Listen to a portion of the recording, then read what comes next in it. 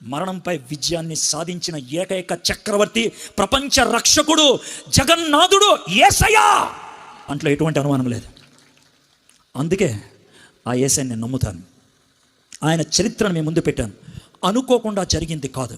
My friends, మీరు క్రైస్తవుల, హిందువుల, ముస్లింల, చదువున్న వాళ్ళ, చదువు లేని వాళ్ళ, మగోళ్ళ, ఆడోళ్ళ, పెద్దోళ్ళ, చిన్నోళ్ళ, నాకు అనవసరం. యేసయ్య ఇక్కడ ఉన్నటువంటి ప్రతి ఒక్కడి కోసం శిలువ మీద చచ్చిపోయాడు. ఈ మాట నీకెందుకు వినిపించాడో తెలుసా? రేయ్, నువ్వు విని విశ్వాసం ఉంచితే బాగుపడతావురా. నీ జీవితం బాగుపడుతుంది, నీ బతుకు మారుతుంది, నీ జీవితంలో ఉన్నటువంటి సమస్యలకు జవాబు దొరుకుతుంది. నేను పాపం చేశాను, అపరాధ భావంతో చచ్చిపోతానంటే నా దగ్గరికి రా, నీ పాపాన్ని క్షమిస్తాను, అపరాధ భావం నుంచి తొలగిస్తాను. నా జీవితానికి పరమార్థం ఏంటి?